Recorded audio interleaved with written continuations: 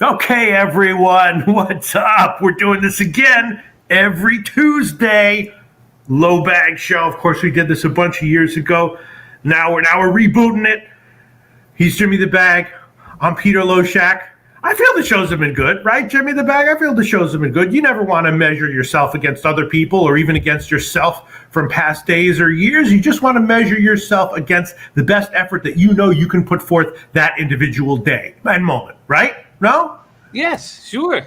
I feel like things are going well. Have been good. The last show we did was friggin' awesome. DJ Big Boss was there. He is funny as hell, which counts for about 5% of it. And much more importantly, counting for 95% of it, the guy friggin' knows college football and gives great picks, doesn't he? He sure did. And a great start to the year for all of us. Hell yeah. Just everybody right across the board. 4-1, I went in college football. A little of the shine was taken away with our loss on the over in the Hamilton's Alouettes game, Ticats Alouettes game. We should have just focused on the Ticats, but yeah, of course. But I'm just 2-2 in CFL. Not a lot of action there, but I'm excited. It's the calm before the storm here, Pete. We have sports coming in fast and furious now, and I'm excited. I'm excited about this show. I do think, though, that the biggest thing going on our program is Jose Bouquet. Yeah, what's going on with that? Tell all the newbies what's going on with that. We challenged him. We challenged him first off to grow a mustache, and he grew just mustache. He didn't like it. He didn't want it. So we said, if you want to shave this mustache, you must be a winning capper on this show. At that time, he was down just under 6 units, and he moved forward and back. He wasn't able to get a run going on, and when we came into our show Thursday morning, he had to go 5-0 over the next 3 days to shave his mustache with impunity. And he went 4-0. He doubled up on both days, cashed both. So he's now sitting with a record of 33-33, down 0.43 units, ROI 0.65%, average line plus 101. He needs one win to shave his mustache. Now, if he loses, there's been rumors that he will still, in an act of defiance, shave his mustache, and therefore we will just have to fire him. This will be his last day on the show. Or he can shave his mustache like a hero, or he can lose and be a man and grow a gorgeous mustache for the next, few years. So the balls are in his mouth right now. Yeah. Wow. In his mouth, and we'll see what decision he makes. Amazing. So when did that winning start? Was it right after the Tuesday show? No, it started Thursday. It went 2-0 Thursday, 2-0 Friday, and now it all comes down to this. Because I remember, again, DJ Big Boss implored some college football player to start playing well if he was listening to the show. And I thought to myself, that feels like a good kind of vibes thing to say to someone. And I implored him, if he was listening, to cap good. And he did have a good week. You did, yeah. No, it was great stuff. It was great stuff. And I'm excited about today's card. Let's give a shout out to the low baggers joining us right now. Brian Watson says, okay, greatest show on earth, coming to your home soon. Thank you, Brian Watson. There's Ixnizzle, Ohio's finest, real deal prime. Says putting on his big boy pants for us. Michael Ervalina, after 5 straight amazing days yesterday, hit me like a sack of bricks. Really? It's okay. That happens. Right, that happens, and especially late in the week, it happens. And I guess Monday is early in the week for you. So. Right, it happens. Mixing up when in the week you're actually in also happens, Jimmy the Bag. It happens to me all the time. It does. There's Paco Healy, Jeffrey Blue, Mark Schillingberg, Sammy Calmer, and Jeffrey Blue. Blue Balls pick of the day, looking to go 6-2. Is the Phillies over 9? The Phillies over 9. I'm going to pop that into the chat. While I'm doing that, Pete, you want to give a shout out to some of the cappers that are joining us right now before we attack this card? Hell yeah. Shout out to all the low baggers. Again, I think I'm going to hold off on looking at the comments just because I feel like that might have been the cause of my feed freezing. Maybe I'll give it a shot in the middle of the show because it also distracts me and takes away from our attempts to brisk keep the pace brisk. A shout out to all low baggers, especially all the ones I'm seeing popping up on the screen. And Jimmy the Bag, yesterday I actually took off the weekend. I actually just decided, you know what, I'm just going to sleep the whole week. I'm not going to do baseball at all. I was doing fine, but feeling a little bit sluggish. And, I feel like sometimes that can be, you don't have that luxury. But for people who aren't, doing it professionally day in and day out, sometimes that can be a very valuable thing to just take a couple of days off, clear your mind, and come. You don't want to lose track, because it is sports betting, especially in a day in and day out sport, is a little like surfing a wave. You know what I mean? You want to stay on the wave and feel it day in and day out. But so I don't like to take too many days off. But I did take I took Saturday, Sunday, and half of Monday off. So we'll see how this affects my perceptions in this show. But you know what I'm talking about, Jimmy the Bag. There must be days. I know what position you're in this whole game here. There's times when you think, man, I wish I could just take a day off from baseball and CFL, just one day. I've been taking weekends off of MLB for the last 5 or 6 weeks. Hasn't helped. It's been weighing on my shoulders heavy, and I've been taking it out on my family and my pigeon family, and I do think that it's best for me to come in fresh and relaxed, which is how I've done things lately. Baseball's heavy. The amount of work that goes into it, the amount of analytics, the amount of time you can spend on one individual game. It's a real heavy sport. Yeah. Before we get into this has occurred to me many, many times, and before we get into the card, one thing that I have to be aware of, and probably a lot of cappers who do a lot of extensive research have to be aware of, you don't want to put too fine a point on something and get lost in the minutiae and lose perspective of the whole thing. Like, a lot of times I'll be looking at a play, I'll think I love it, and it's like a 58% play, and then I'll do a little bit more research and think, maybe it's only a 54% play. But because I'm doing that research and liking it less, it can trick with your brain, and you can start to think, well, maybe it's actually not a good bet at all, and the other side is good. You know what I mean? You have to remember that when you're looking at these odds, like a perfect example will be like some huge underdog, like the Angels yesterday, right? I was on the Angels yesterday, but because they were such a big underdog, right? And when I looked into it more, I liked it less than I did when I first initially looked at it. But I always have to keep in mind that I don't want my research to flip me on a play. Do you understand what I'm saying? I don't know if I expressed what I was trying to express there, right? But you don't want to lose perspective of the bird's eye view of the forest for the trees and all that shit. You know what I'm saying here, Jimmy the Bag, right? I do know what you're saying, and let's put it to work, Pete, right now. It is time to attack this card. Thank you all so much for joining us here on Pub Sports Radio. It's Loshak in the bag, back in business. Dommy Gun Ricci coming off a 6-0 day, and locked in Baltimore. Team total over 3.5 yesterday. All right, just a quick review. I did stop the bleeding barely on Friday.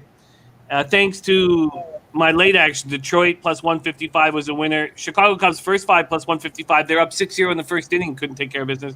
But KC plus 155, a winner. So I went 5-5 plus 0.55 units. Okay. And it stopped the bleeding. It's still, I'm in a disappointing spot now. 277 wins, 255 losses, 52.1%, down 8.02 units. ROI minus 1.5%, 5.1%. Average line minus 111. Too bad. In NCAA football, we started out 4-1. Fresno State first half minus 16.5, easy casher. Connecticut, Fresno State under 63, easy casher. Southern Utah, San Jose State under 57.5 was a loser. And then the double up on UTEP was very easy. First half, full game. And just so you know, I am giving out one college football play that we will break down at the end of the show in the Old Dominion Monarchs, Wake Forest, Demon Deacons game. And just to give you a hint, I attacked the teams that didn't play last season. New Mexico State lost 30-3. UConn lost 45-0.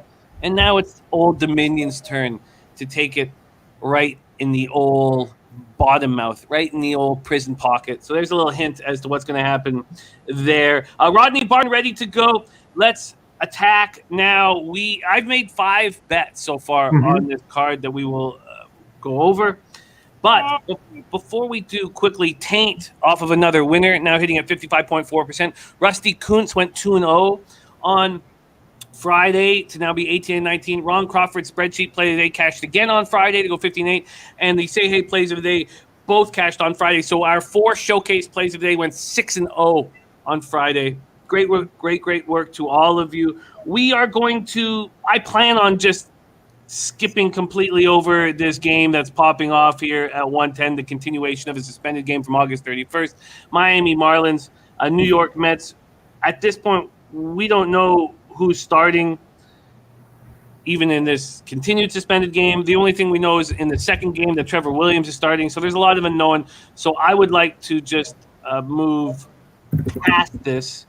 Yeah, I mean, I'll tell you, when I was looking at this card, there were 4 games that I haven't looked at as far as the line is concerned because there was no lineup when I was looking at it. So I might have to do some, if we're going to cover those games and you want an opinion from me, I might have to do the old, 15-second analysis.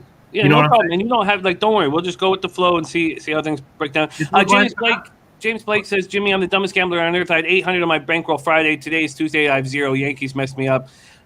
James Blake, that just happens. That happens. And, money management, as Pete Loshak will always say, is so paramount. But that happens. And the only thing we can do is be consciously aware of why it happened and try to not let it happen again. It's okay to make mistakes in capping and in life as long as you don't keep making them. So it's okay. And it may help you in the long run. You can reframe the situation. So don't be hard on yourself. Crystal Warren says, how was your weekend with Papa Bag? It was great. It was really nice to see my dad. And great. So I'm really excited and ready to rock and roll. We start at 6:40 p.m. Eastern. St. Louis Cardinals at Cincinnati Reds. I've already moved on the Reds -1, and I thought long and hard at taking the Reds first 5, but I just couldn't at this big of a favorite spot. The first 5 was offered to me -0.5 at -120, and the opportunity of Michaelis pitching well and rain in the forecast as well makes me I'm only on the Reds -1. I don't even know if this game will go when it all comes down to it. Let's go. 67 and 63, 32 and 33 are the Cardinals at the Reds, 71 and 62, 36 and 30 at home. Great American Ballpark, 76 Fahrenheit, light rain or heavier rain later in the contest. 7 miles per hour in. Christopher Comentini says 52% rain.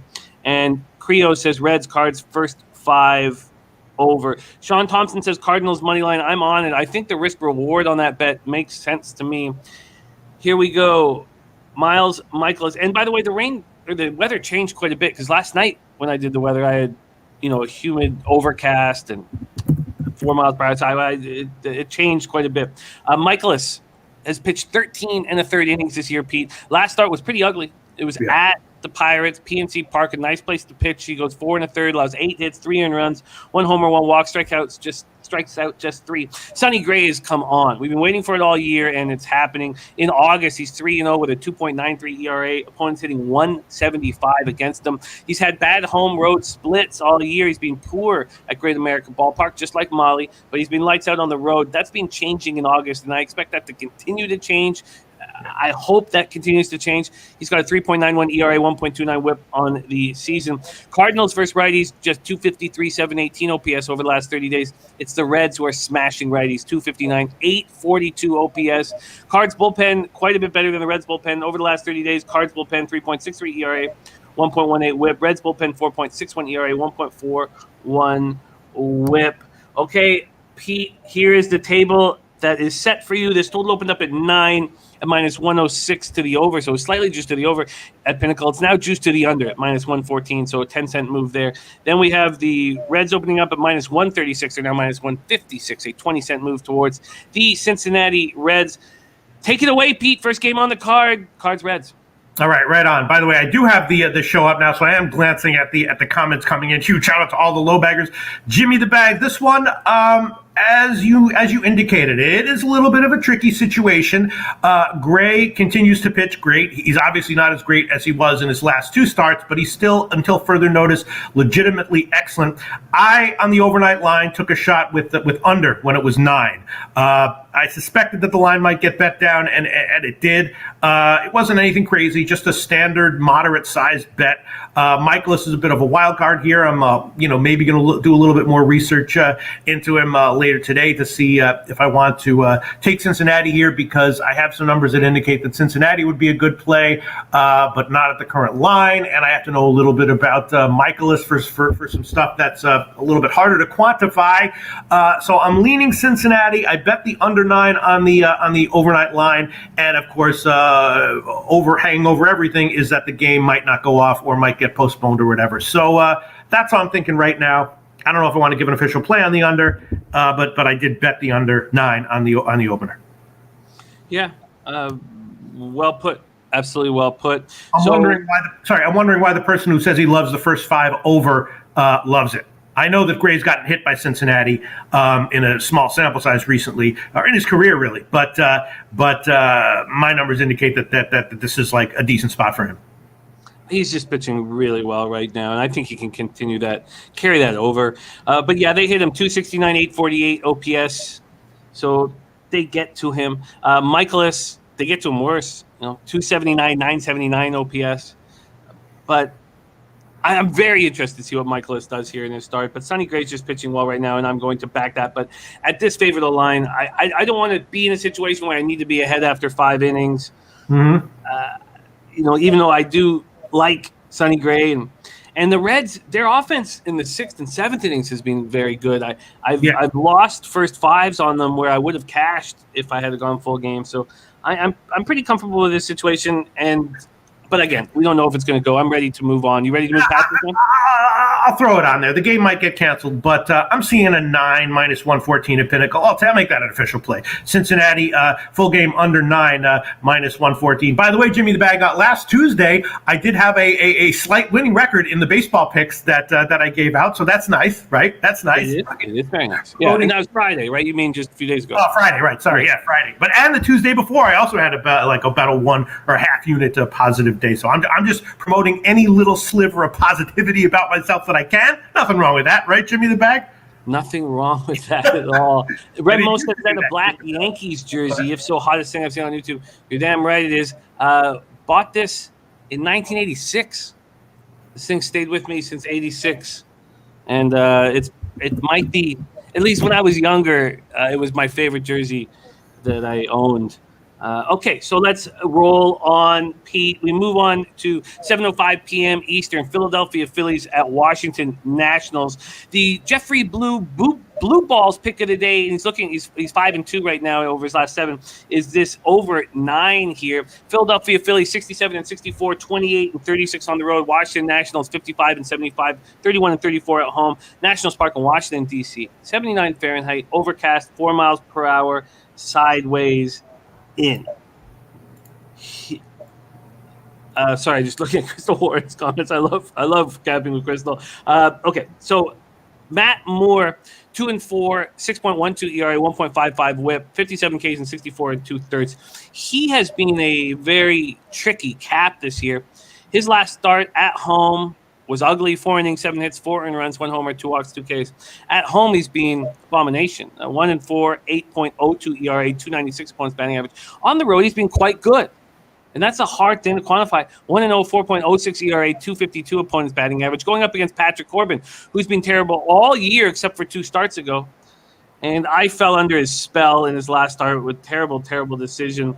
He went 3 innings, 4 hits, 6 earned runs, 2 homers, 2 walks, 3 Ks, and a 7-5 loss at Miami. I wasn't betting on him, but I did have the under because I believed in Eliza Hernandez's spot. But I screwed that up badly. 6.09 ERA, 1.4 WHIP. He's been terrible. The key difference here is the Nats smash lefties, while the Phillies don't.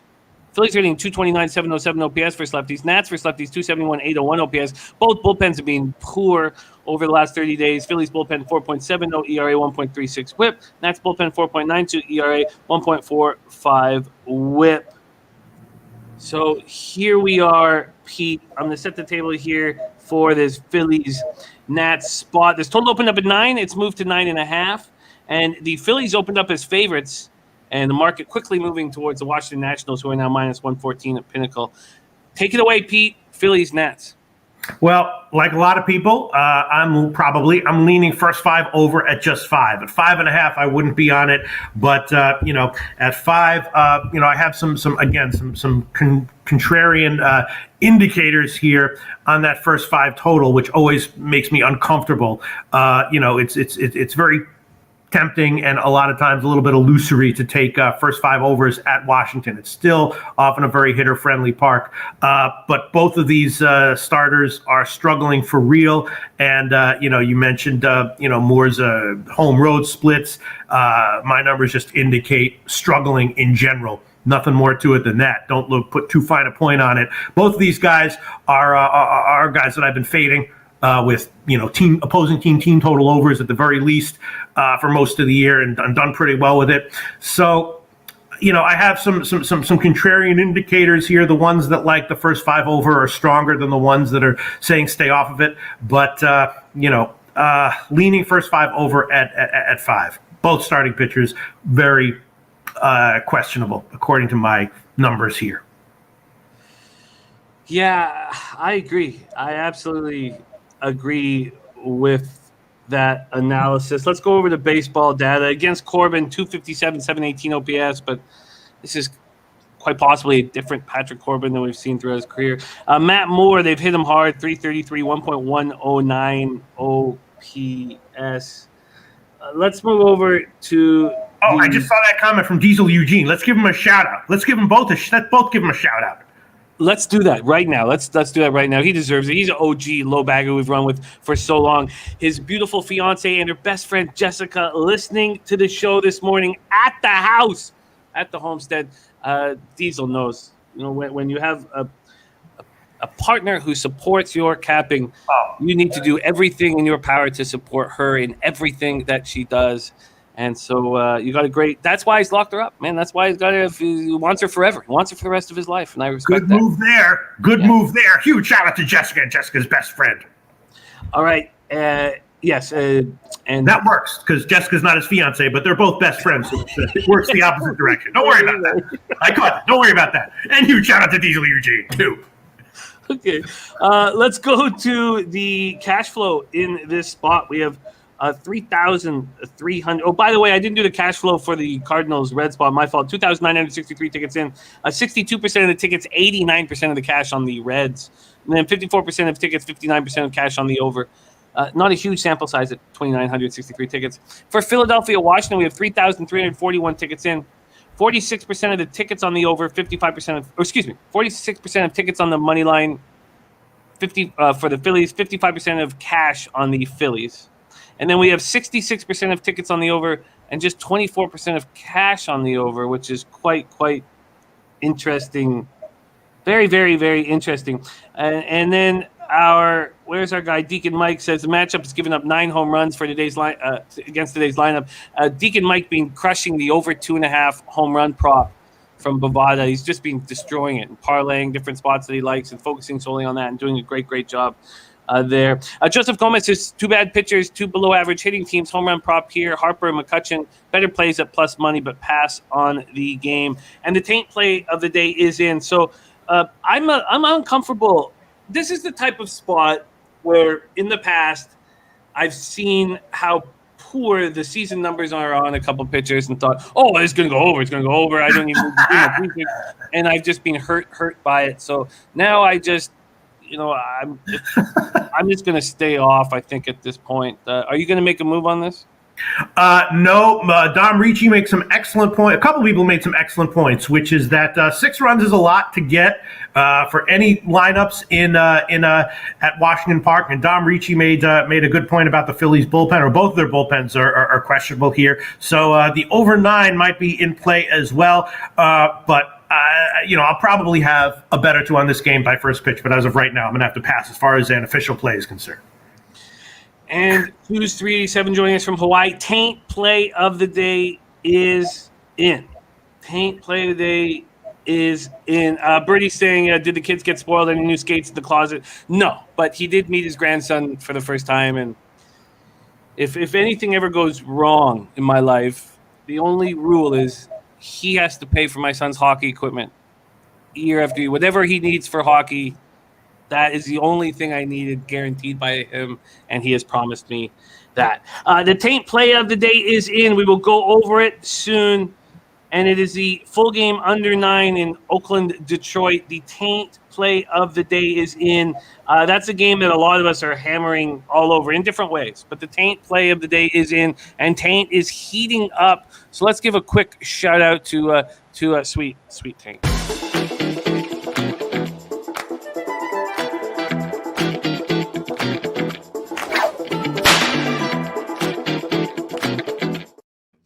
Sean Thompson is on the over 9 in that Phillies. So you're going to wait on the over 9 there? Yeah, definitely.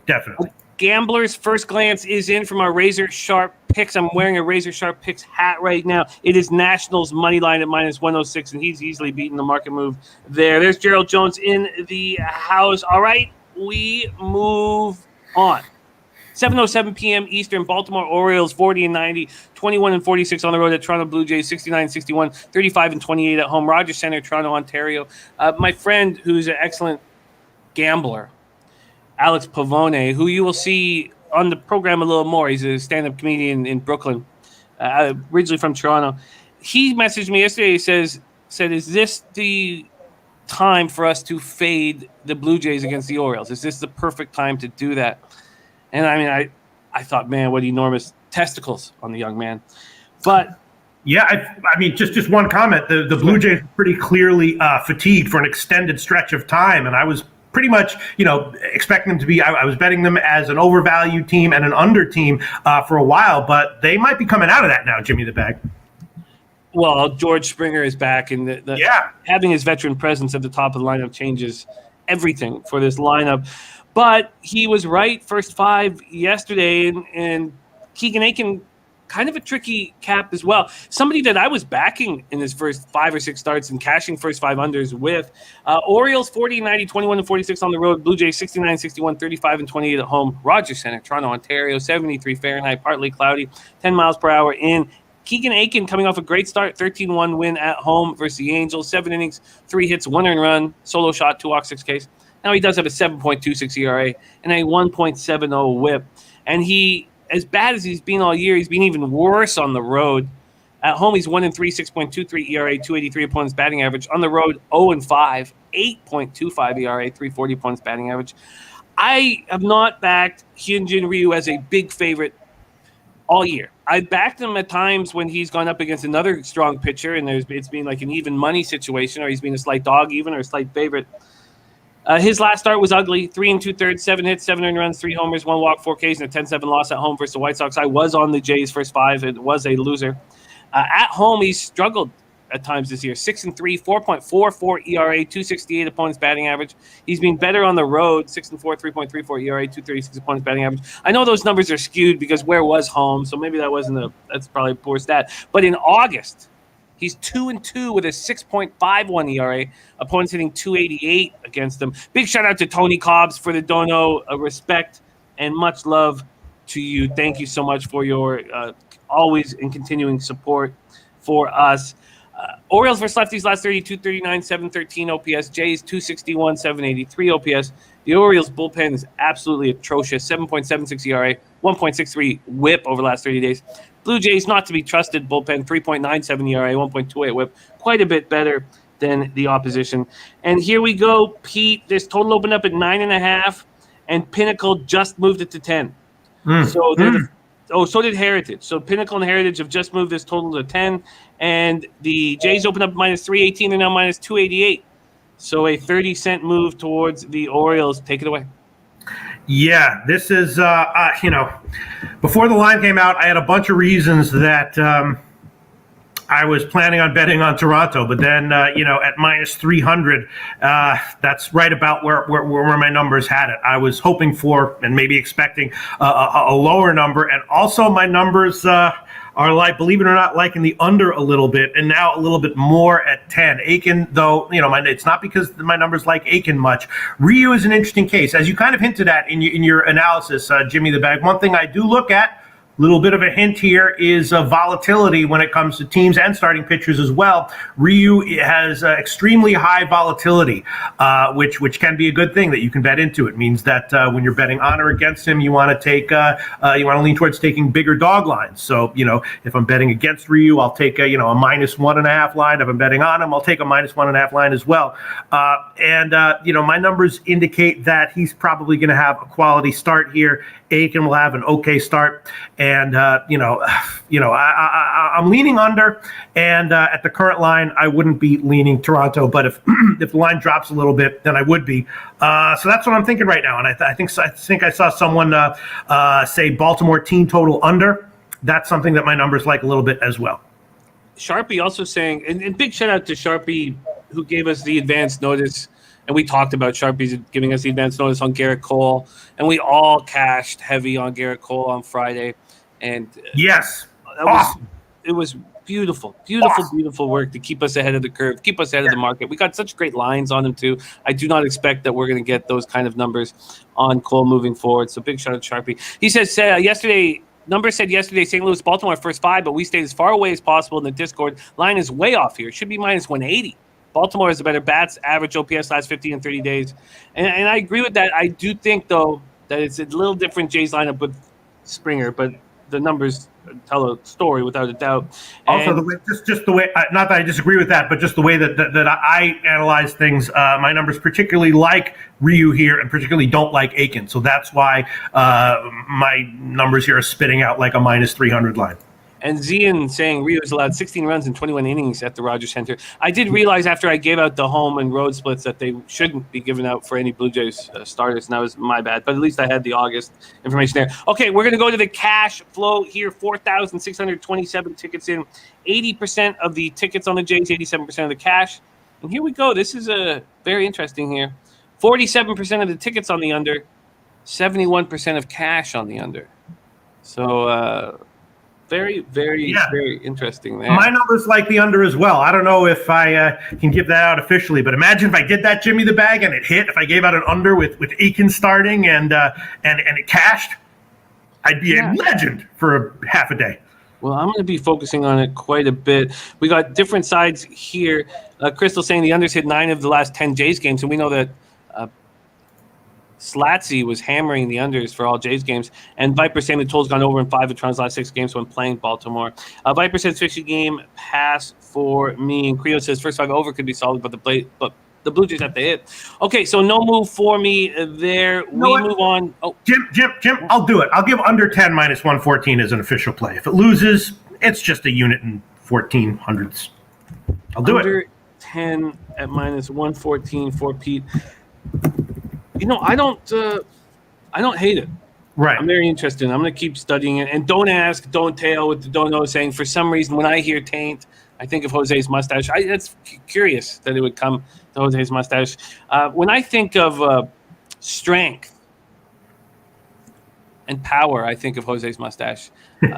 That's what I think. I think of a man who is stepping up in the face of adversity and leading his family through crisis. I just see if there was a flood, the only thing you would see coming out of the mist would be Jose's mustache, and then children and family behind him. So, but if you think taint, we're both not wrong.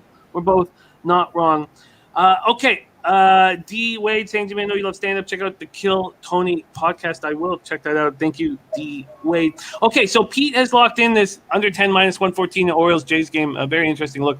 We move on to the Red Sox Rays, and what was holding us back here was not knowing who was starting for the Red Sox, and we still don't. So there's no market at this point at Tropicana Field in St. Petersburg, Florida. All we can talk about is Ryan Yarbrough, which I think is worth a little bit of a conversation here. 7-4, 4.57 ERA, 1.19 WHIP, 128 innings, 101 Ks, 23 walks, and 20 home runs. His last start, I was expecting more from him. When I mentioned that he didn't, as far as we knew, he was on this COVID list, but he didn't have COVID. Sharpie thought there was some trickiness involved with the Rays wanting to get him to the practice facility and work on getting his revolutions per minute back up, which is a real interesting way of kind of circumventing the rules. he's been bad at home all year. 3-3, 5.25 ERA, 258 points batting average. At home or on the road, 4-1, 3.97 ERA, 260 points batting average. The Red Sox aren't ripping the leather off the ball with lefties. 259 nice average, but just 754 OPS. And their bullpen's been terrible. We'll just go to baseball data and then hear what your thoughts are on Yarbrough. Against these Red Sox, 383, 1.13 OPS. Is he vulnerable in this spot? Yarbrough? Yeah. Yeah.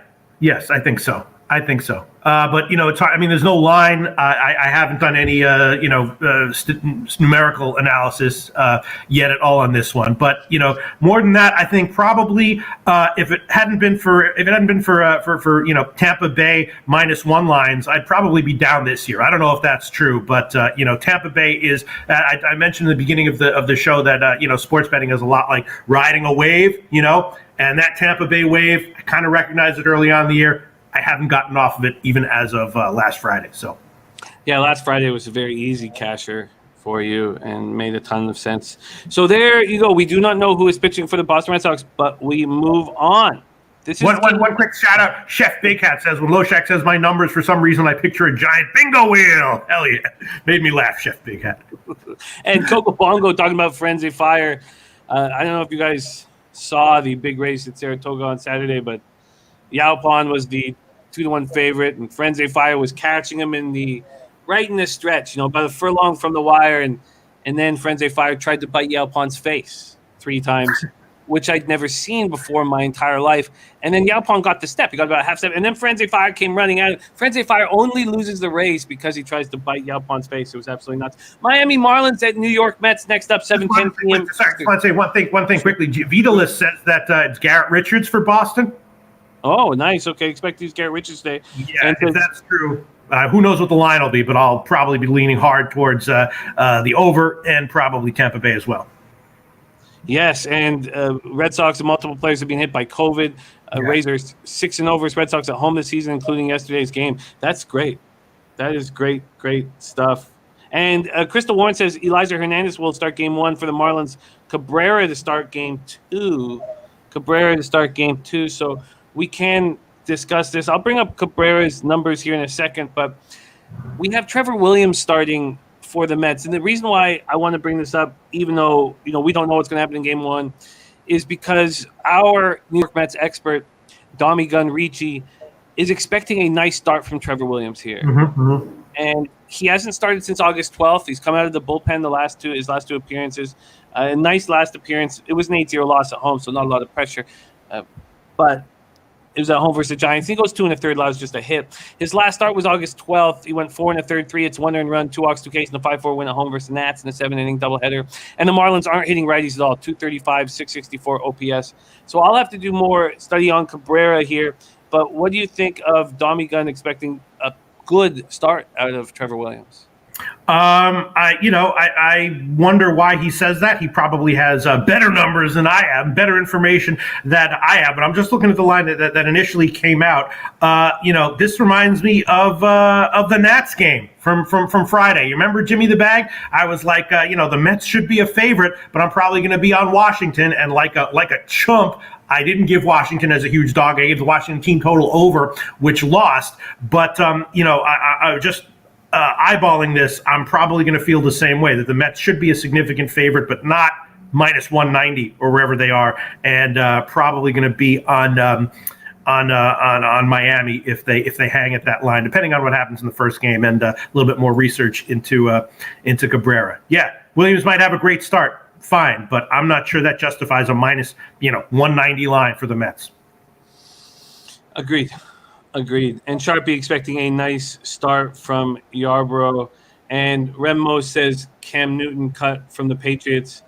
I know it's just a whole other can of worms that we need to bring up, but even if you thought this vaccine shouldn't be trusted, blah, blah, blah, blah. It's your job to be the leader of men, and there's huge rosters, and there's all these COVID issues. To not take the vaccine right now, like a few really important quarterbacks have done, it's a danger what message that sends to management, even if you don't trust what's in the vaccine. And I know that I'm opening up a can of worms that probably shouldn't have been opened up, but I bet you if he took the vaccine, he wouldn't have got caught.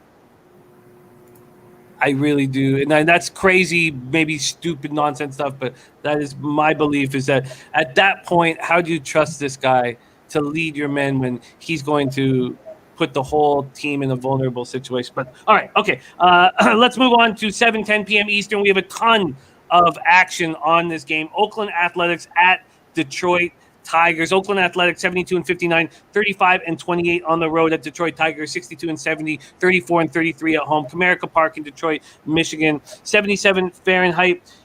Partly cloudy, 11 miles per hour out to right field. And Chef Big Hat says taking medicine for non-medical reasons is always wrong. I hear you, but now he doesn't get paid. So, what's the most important thing to you? It's very difficult. Look, life is part of it. The very difficult decisions have to be made, and he's made enough money. He doesn't need to worry. I mean, he's not raising a pigeon family in Parkdale. But sometimes people need to do something that they might not want to do. So okay, so let's move on. We have the A's Tigers here. Cole Irvin versus Tariq Skubal, and everybody watching knows I'm a big Tariq Skubal backer, and have been even through his rough start. I knew that he had the goods. Minor league pitcher of the year for the Tigers back a couple years ago, and I believe in him. I believe in him moving forward and trust him. And Cole Irvin has looked bad. Cole Irvin has not looked good. In August, he's 2-2 with a 4.71 ERA. Opponents hitting .299 against him. His last start was at home versus the Mariners. 3 innings, 7 hits, 3 earned runs, 2 walks, no strikeouts. He throws softly. I know he's a tough pitcher to break down because through the eye test, it doesn't look very good. It's 77 Fahrenheit, partly cloudy, 11 miles per hour, out to right field. I'll break down more stats in a minute, but let's hear a couple things. Let's hear what Pete has to say about this spot. And let me remind you guys, too, that the taint play of the day is A's Tigers, full game under 9 at plus 100. Rusty Kuntz is on the Tigers first 5 as well. I've already bet the Tigers first 5 at minus 105, and I added full game on them as well. And I added full game yesterday, and I was only going to leave it at that. I wasn't going to double up. I didn't want to double up on any of the spots, but then I did double up, and we'll see if that blows up in my face. Here we go. The A's open up at minus 116. They're now minus 107, a 9-cent move towards the Tigers, and this total sitting at 9, being a 2-cent move towards the under. Pete, take it away.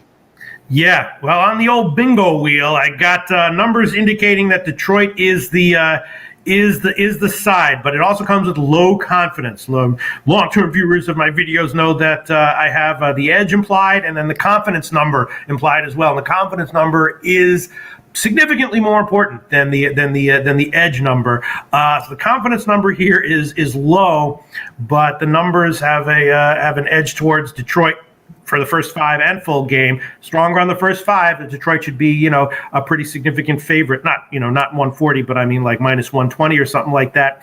Irvin is vulnerable for sure. If it was a 1.5 team total for the first 5 for Detroit at like minus 150, I would have given that. But at 2.5 at plus money, my numbers still like it, but not sure if I want to give it. And numbers like Detroit full game as a dog, first 5 as a dog, and a little bit the Detroit team total overs. Confidence number is low though, and I'll probably be on those plays, but haven't bet them yet and want to look into it a little bit more.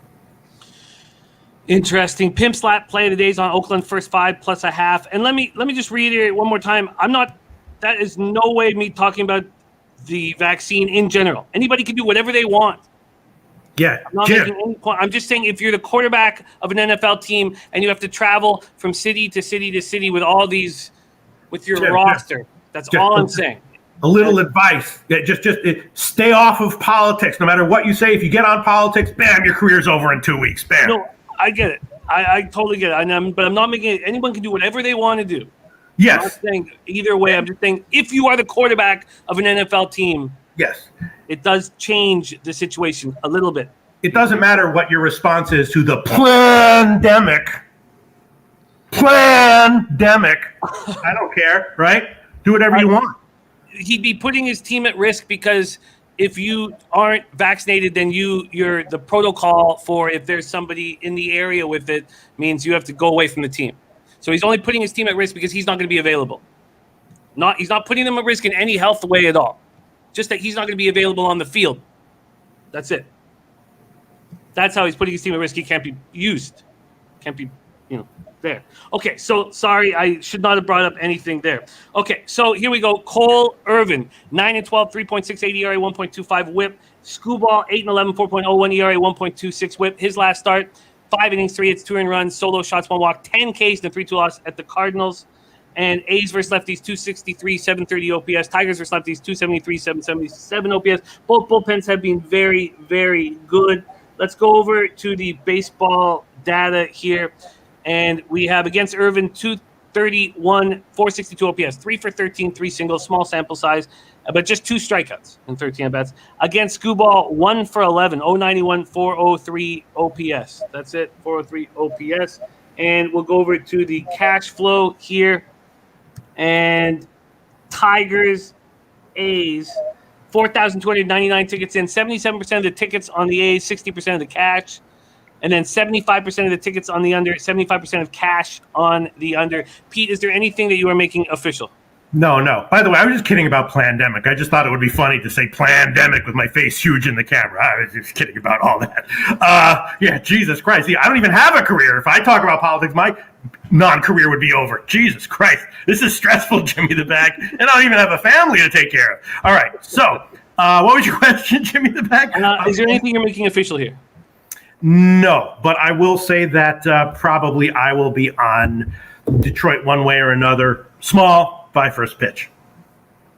Well, I've doubled up there, and so has Birdie has doubled up as well. Then we have the Rusty Kuntz play of the day coming off 2 winners on Friday, and Rusty Kuntz is on the Tigers' first 5 as well. So let's give a quick shout out to old Rusty Kuntz. There he is right there. Turns his face resting on Rusty's nutsack. And he is on the first 5 minus 105. And then we have Taint play of the day as well. Taint moving on the under 9 at plus 100.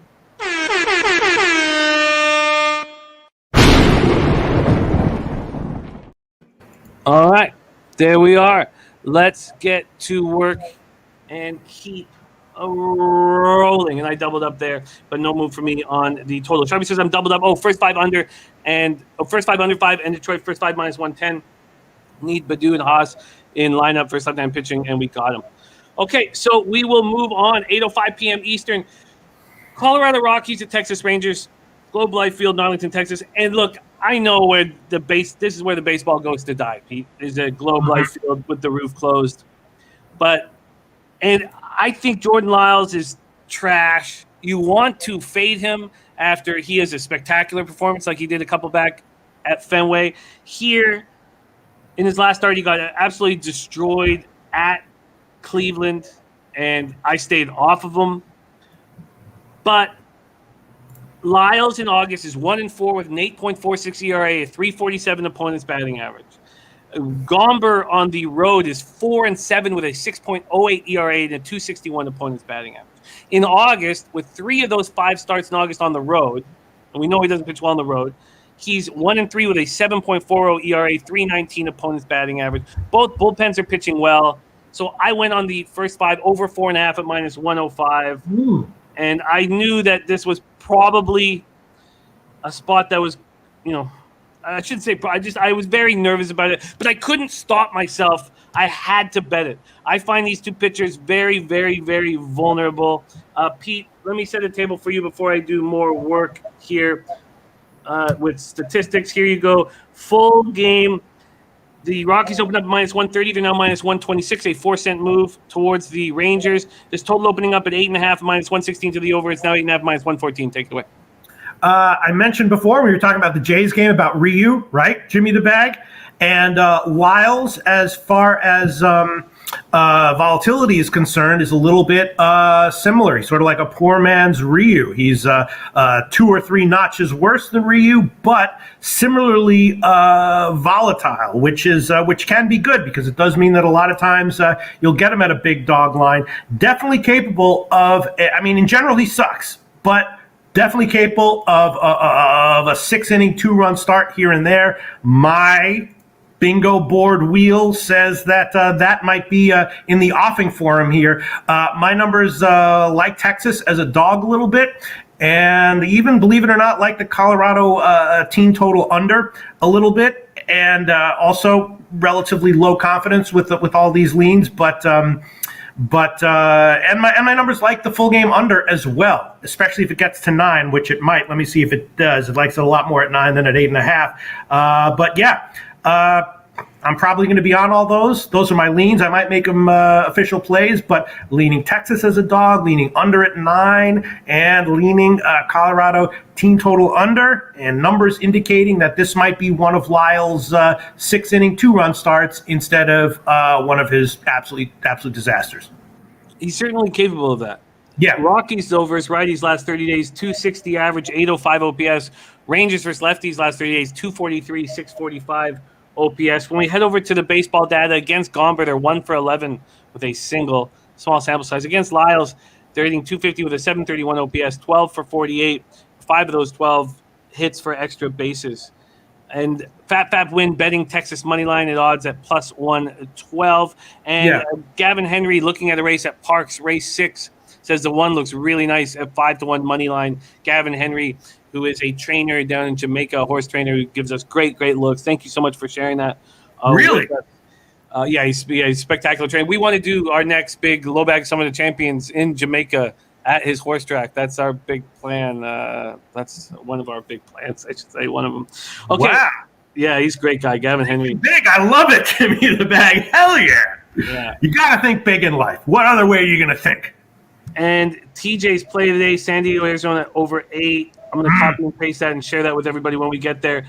So, Pete, are you going to make any of these moves official before I go into the Capitol? I do want to. I don't love the fact that Texas, won yesterday. Yeah, I guess. All right, I guess I'll give it like at the end of the show. I'm probably going to either give Texas as a dog or the full game under if I can find 9, or both. All right, and Hung Like a Baby Carrot has also been dropped, and he's been cashing nonstop on these looks. That is the Yankees game. Let me get it here. Where is it? Sorry, I will find it here in a second. While I'm looking at it, let's just make a quick discussion here on where the cash lies in this spot. 4,489 tickets in, 76% of tickets, 60% of cash on the over. Oh, no, shit. Yeah. Sorry, that's the A's Detroit game. People are saying, Ross Pitts, game's going over 8.5. Rodney Barton says Lyles hasn't thrown an under game since July 28th. That's because he's ass, legitimately. Yeah. I mean, I have been mostly fading Lyles in his starts this year. But, I pick and choose the spots carefully because, again, he does sort of have high volatility. And the way I analyze things indicate that this might be one of his 6-inning, 2-run starts instead of, what we saw from him last start at Cleveland. But, great points. I don't disagree with any of what people are saying about the over and Lyles being at best an over pitcher and at worst an auto fade. The bullpens have been very good, and this is not an offensive park. So I would lean, if you want the over, I think the first 5 is much more appealing. But interestingly enough, 41% of tickets on the under and 63% of the cash on the under. So some big bets coming in on the under. 69% of tickets on the Rockies, 82% of cash on the Colorado Rockies. That is what's going on. Eric Thomas says facts be good in Jamaica. I absolutely agree, and that's what we want to be doing. Okay, so I'm on the first 5 over 4.5. I got minus 105. I'd be very curious just to see where it is right now. So let me just move over to the totals here, first 5. Yeah, and also a live bet on the under after one or both of these guys are gone might also be worth a shot as well. I think that's a great look because the Yeah. bullpens are pitching so well. So I think that's a great idea. Okay. Live betting. You want me to just make one comment about live betting, Jimmy the Bag? Yes, please. My experience live betting with baseball, it's going to be very tempting to be like, oh, I'll just watch the game and then live bet the way I think. But in my experience, what's worked for me is when I don't even think about live betting, and then in my analysis before the game, a thought about what would be good to look for as far as live betting is concerned comes to me, and then I look for that. You know what I'm saying? So I'm going in with the purpose of making a specific kind of live bet, because otherwise you can just get wrapped up in the sea of lines coming in and follow head over heels and not know where you're going. But yeah, for something like this is a perfect example of where I don't do much live betting, but a game like this is one where I might.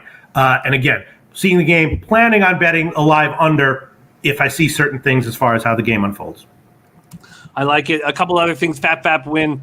Great thoroughbred capper giving a horse out. Australia today, race 4, the 3 Smiling Assassin. What track is that, by the way, at Fap? And then also here we have Millsy saying, has anyone seen Talk Sports with JT? I haven't seen him lately, but I will look into that. Right now. Okay, so let's move on, and we are going to keep rolling through this card. So next up for us is 8:10 p.m. Eastern, Chicago Cubs at Minnesota Twins. These Cubbies are 57-75, 24-43 on the road. Minnesota Twins 58-73, 32-34 at home. Target Field in Minneapolis, Minnesota, 76 Fahrenheit clear, 7 miles per hour in. Zach Davies on the bump. Rough season for him. The Cubs have just so many soft tossers that you want to have a soft tosser after you have someone who's throwing 99 at you. You don't want to keep throwing out these soft tossers because they'll get touched. John Gant, 4 innings last out, 3 hits, 4 earned runs, 1 homer, 3 walks, 3 Ks, and 12-2 loss at the Red Sox. Combined with St. Louis and Minnesota, he's 4-8, 92 and a third, 76 Ks, 62 walks, 8 home runs. But he's been better from the K-walk ratio since he's been moved over to the Twins. Cubs versus righties last 30 days, 240, 673 OPS, terrible. Twins versus righties, 245, 762 OPS. Cubs bullpen so bad, 7.36 ERA, 1.58 whip. Twins bullpen, 3.73 ERA, 1.22 whip. Here we go, Pete.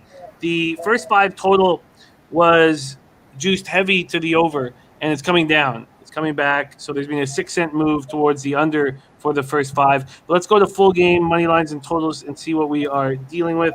We have for Pete to set a table. We have the Twins opening up at minus 141. That's where they stand now exactly. And this total was initially juiced to the over 9.5. Now it's juiced to the under 9.5. Take it away.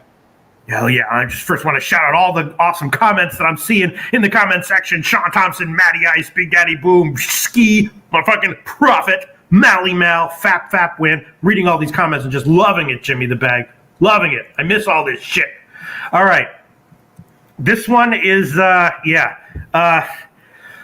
numbers actually like the under and the Cubs as a dog a little bit, but very low confidence on both of those. Seen a lot of comments like in various iterations of the over, which I can understand, like in Minnesota team total over, Cubs team total over, which is understandable. Gant is very vulnerable. He's still a major league pitcher, though.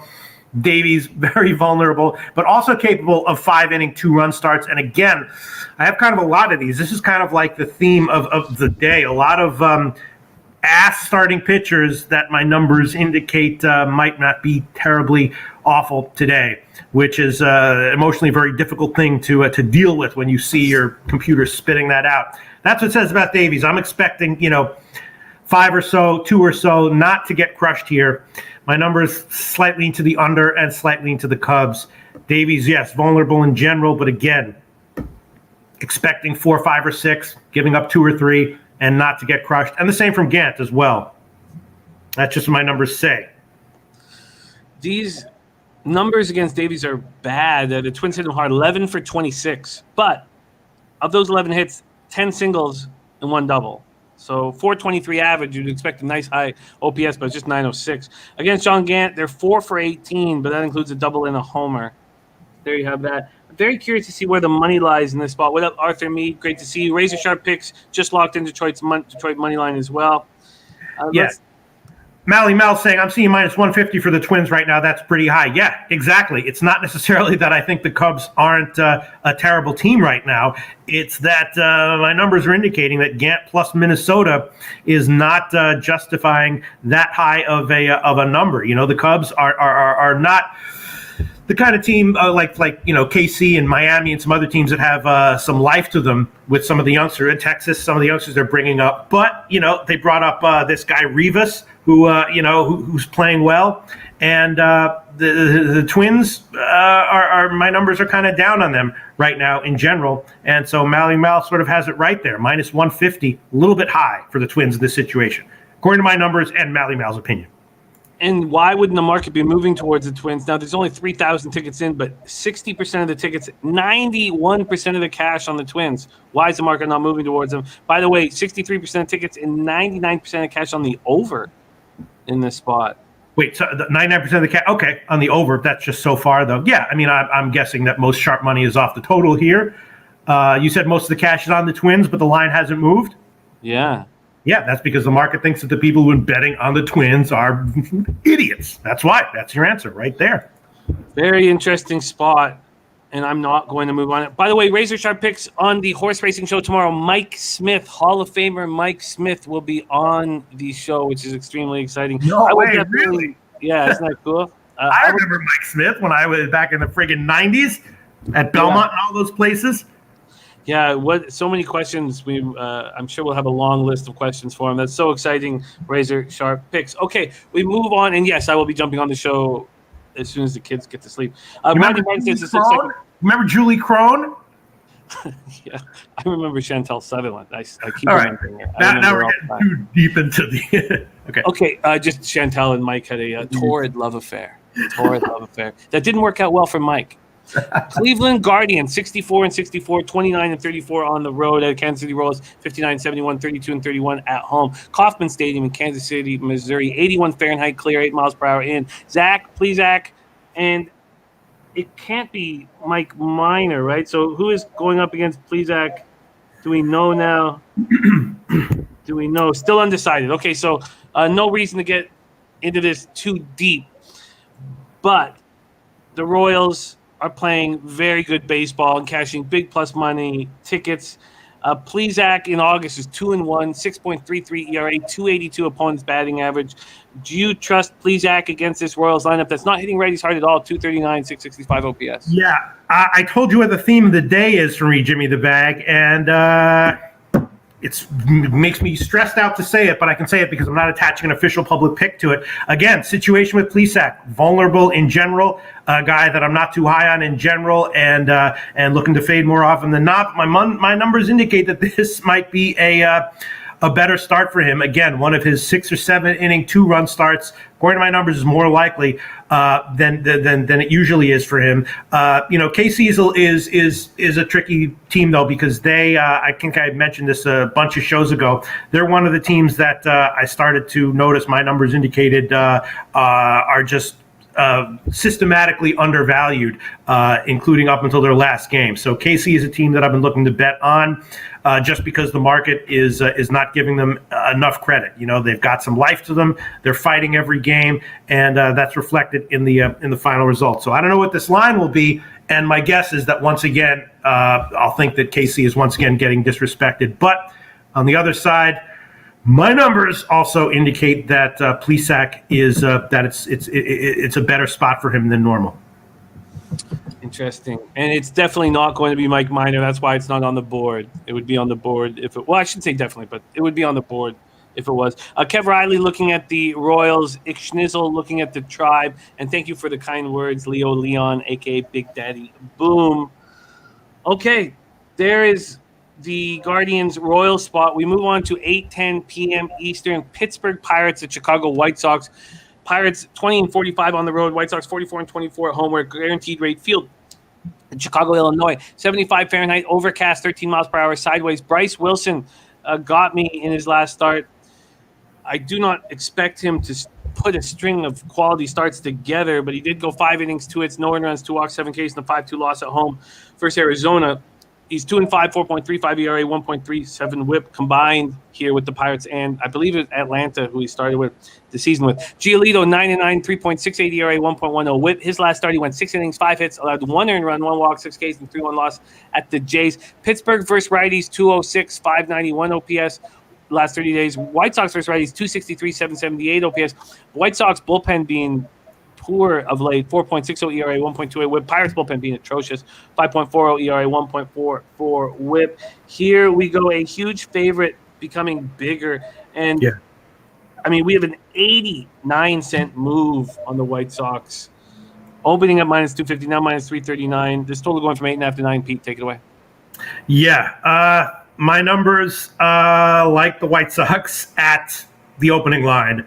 And now, not so much, a whole lot less. This is just a bad spot for Pittsburgh. I don't like the spot for Wilson either. I think that Brian Hayes, I'm guessing he's going to be out for Pittsburgh as well. I do like the White Sox here. If I was able to give the opening line, obviously I would do that. At the current line, if I were going to do it, it would be, on a run line. I don't know if I want to give that officially, but yeah, it's definitely White Sox or nothing here. Yeah, I saw it was available for me last night when I finally locked into the game. It had already moved to minus 300. Yeah. And I just couldn't take it at that spot. Which is not that there aren't spots where minus 300 can have value, but we've seen it this year. I've seen, more often than not, the minus 300 lines are inflated, and there are multiple times since this year that we've seen it where there's been like a minus 300 line, and I thought to myself, man, this is a lot of people are going to be taking this anyway, and it seems like those games are like 50-50. Half the time the plus 270 dog wins outright.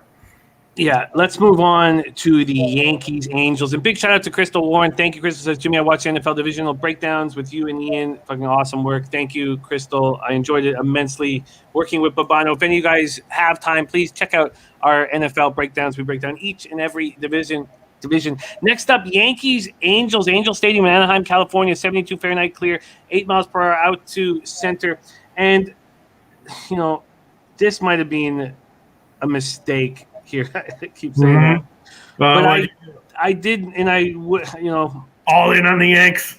No, I took the first 5 over 5, and I know that's a big high number here, but for me, Tyon has been so poor on the road, and he's coming off a bad start at the A's where he just went 3 2/3, 4 hits, 5 earned runs, 2 homers, 4 Ks, 3 walks. He's 3-3 on the road with a 5.18 ERA, 272 opponent's batting average.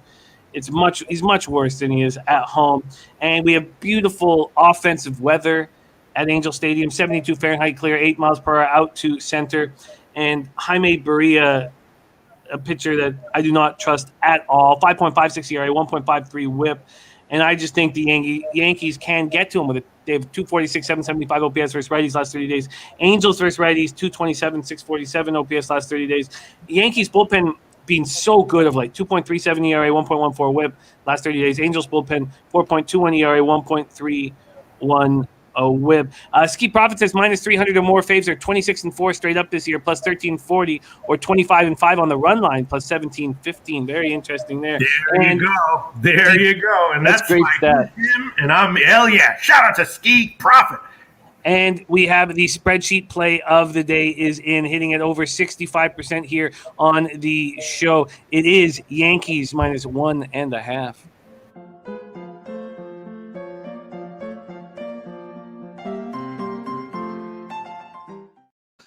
Here we go, Yankees, Angels. Let's set a table here for Pistol Pete, Loshak.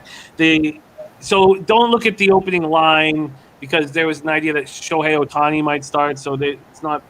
But right now, Yankees are minus 191 favorites.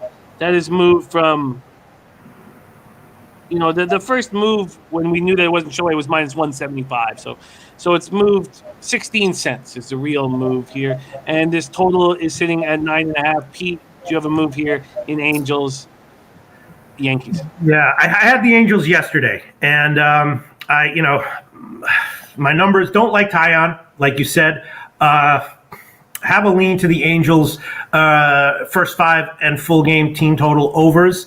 And at the current line, the Angels as well. But Crawford loves the Yankees run line, huh? He does. Yeah. I mean, we know what Barria's situation is. He's just in general pretty vulnerable. Can be okay at home. A 4-inning, 2-run start against anyone is never a surprise for him. So, he's definitely not on the auto fade list right now for me, and never really has been. But he's definitely in the expect, subpar results from him game in and game out. I don't hate. Why are you so upset about your first 5 overplay? My numbers like that one a little bit as well. Why don't you like that one, Jim? I'm always uncomfortable when I need 6 runs in 5 innings. It just makes me nervous. I liked it enough to bet it. It just makes me nervous. Yeah, I mean, I don't like Tyon here, and I don't like Barria here either. I don't like him as much as I don't like Tyon here, but I still don't like him a bit. I think the first 5 over is okay, and I'd be leaning Angels team total overs, and Angels money line as well, but the confidence numbers are much higher on the Angels team total overs. So if I were going to bet on Tyon to get hit, I would take the Angels team total overs and not the huge dog line. But those are my leans. I might make one or both of those an official play, and I also want to officially say that I don't hate your first 5 over. I like hearing that. A lot. Crystal Warren was on Yankees team total yesterday. Didn't take the side going to today. Matty Ice Yankees run line was almost the taint. Viper saying the total's gone over in 4 of Yankees' last 5 games and playing on the road versus the Angels. Noli knows his Angels' most profitable team to the over at home. I love this weather too for overs. Love having Noli knows in the chat right now. And the hung like a baby carrot Diesel Eugene Yankees first 5 minus a half minus 130 is his play of the day. So anything official for you here, Peter? I'll do it. I'll risk a play against Tyon. He might be, he's wouldn't be surprised if he has a strong start here, but more likely than not, I think he's mediocre at best. So I'll take the Angels first 5 team total over at 1.5 minus 139. I'll take it. I like that one.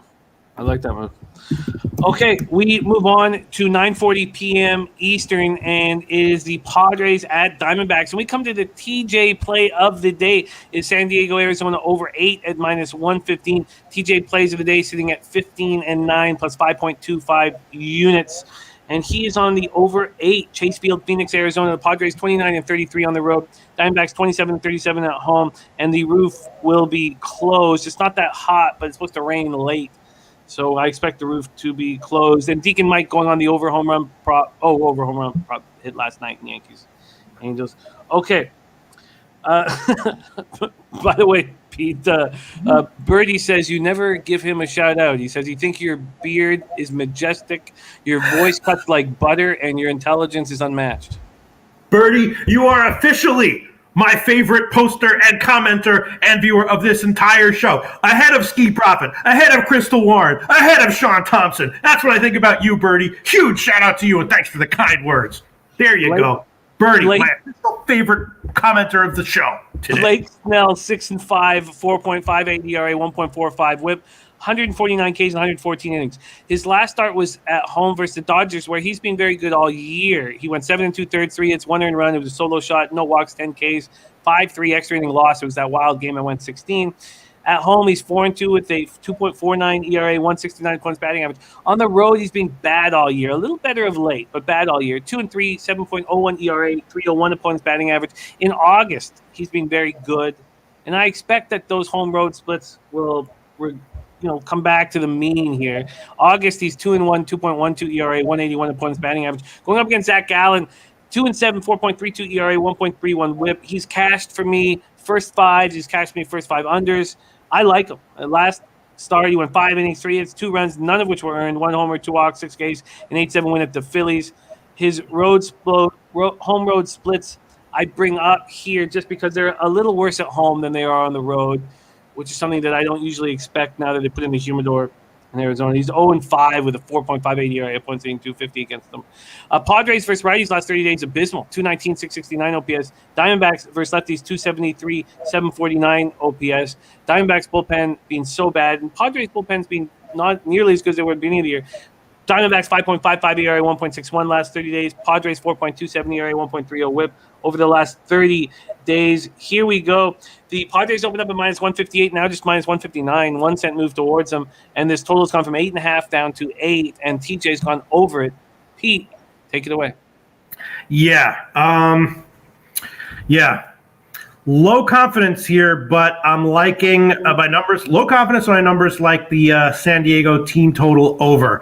I don't like Gallen in this spot. Snell's a big question mark. There's a lot of volatility with Snell as well. Another guy who has high volatility. You see that, we've seen that. His volatility is a little bit skewed because his first of all, they're affected by injuries with him, and also his good starts far outweigh his bad starts. It's not a 50-50 split, but he's still a guy with higher than normal volatility, and off of the huge pitch count, it's a big question mark here for him. And I definitely don't like San Diego as a big favorite, but I'm expecting Gallen to have a mediocre start. Guessing that he gets hit at least a bit. San Diego is a team that has been underachieving a little bit over the past bunch of months, and I've definitely lost with them, betting on them, and losing more often than not. And leaning San Diego team total over here. I don't know if I want to give it official, but I'm probably going to be on that one as a bet. It may help you to know that Matty Ice is also on that team total over. There you go. And a half. All he knows likes the under, which, yeah. Against Blake Snell, these Diamondbacks are hitting just 180 with a 535 OPS. Against Gallen, the Padres get to him 340 with a 1.243 OPS. So they're 18 for 53. A third of those 18 hits are home runs, and 11 of the 18 are for extra bases. Wow. Big spot there. Let's go over to the cash flow, because very interesting short move to the Padres. Let's see if the cash flow follows that. We have 3,669 tickets in. 74% of the tickets on the Padres, 78% of the cash. Then we have 73% of the tickets on the over, 63% of the cash. We don't know if that was in an 8 or 8.5. Sean Thompson says Padres low-hanging fruit. You would think that if there was 74% of the tickets, 78% of the cash, there'd be a market move towards the Padres. That's not happening. So that's strange. Yeah. Pete, do you want to make anything official here? I think that, yes, I will. I think that it's rare that a big road favorite at Arizona is low hanging fruit, just because that can be a tricky, that can mess up some teams. San Diego is probably a team that I'm going to be looking to improve in upcoming games and weeks, even though I've been looking for that recently as well and not done so well with that. But I will take San Diego full game team total over 4.5 at let's see, what are we getting here? 4.5 minus 113. Padres team total over 4.5. Just a bad spot for Gallen, according to my analysis, my way of looking at things. I like it. I absolutely like it. Okay, we are going to move on here. But Pete has moved on the team total over 4.5. The only reason it's just not low-hanging fruit is because Snell has a huge question mark in my spreadsheet here, and it's a huge road favorite line. Yep, makes sense. Makes sense. At 9:45 p.m. Eastern, Milwaukee Brewers at San Francisco Giants. And by the way, Jimmy Gomez's best bet is on the A's on the run line, which makes me extremely nervous. That's my only double-up spot on the board right now, so I'm not. And Jimmy Gomez, hell of a capper. OG Lowbagger ran with us from the very beginning. Also a decorated veteran of the American Navy, and someone that we should, we have a lot of love for, but we should also really respect everything that he's done for us. Okay, we move on to 9:45 p.m. Eastern. Milwaukee Brewers 80-52, 44-23 on the road at San Francisco Giants, 84-47, 42-20 at home. Oracle Park in San Francisco, California.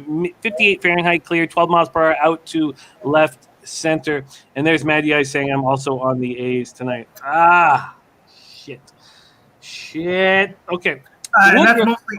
I would. It's just that I'm not high on the Detroit lineup right now at all. Yeah, no, I get it. I've watched a lot of Cole Irvin, and I think that I have a bias from watching how he's such a big menacing figure on the mound, and then he throws so softly, and it just he looks to me to be so hittable. But statistically, he is though. He's not auto fade material yet, but definitely vulnerable in most situations, including here. It's just he's going up against a lineup that, according to my analysis, is not as likely to be able to take huge advantage of it as maybe some other lineups would be. And Jimmy Gomez says, I know when we're both on it, speaking of him and Matty Ice, I know it's a pure winner in my book. Sorry, Jimmy. And Nick Schnizzle thanking Jimmy Gomez for his service. Okay, Woodruff, and we do not know at least Showtime who Woodruff is going against. We still don't. Woodruff coming off a nice start at home. 6 innings, 4 hits, 10 Ks, no walks, and a 4-1 win versus the Reds. 8-7, 2.38 ERA, 0.93 WHIP, 177 Ks, and 151 and a third.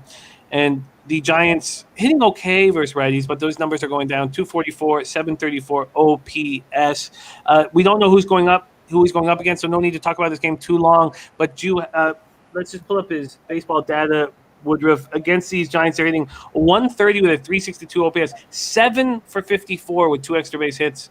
What are your thoughts on Woodruff today? And do you have an idea of how you might attack this game? Yeah, I mean, it depends on the line. I was on Milwaukee yesterday, although it was closer than I would have liked. And I can't remember if I had the team total over it or not, but I was leaning that way. If Cueto's in, that's going to be a big question because he's been dealing with an illness, but I'm guessing he'll be back to 100% if he starts, and we don't know what the line is. But I really can't comment really. I mean, okay. Woodruff is obviously great, but the Giants have a lineup that is for real. So that's strength against strength, which I like to shy away from. I like to bet strength against question, against weakness, or at best strength against mediocrity. And yes, it's not Alex Wood, Crystal Warren, or we'd have a line and have a whole market. Matty Ice, does anyone see what Lester just did versus my Tigers, soft tossing lefty? Yeah. No, it's very, very, very legitimate points. Very legitimate points. The Tigers in general are a team that I'm looking to fade or bet team total unders with right now. Well, Pete, now things get serious. The next game on our card is a big one. It's a big one because our producer, Jose Bouquet, has done everything he needed to do to put himself in a position where he can be a man and make his own decisions like a winning capper does. 4-0 over the last 2 shows to create a situation where he's down just 0.43 units on the show.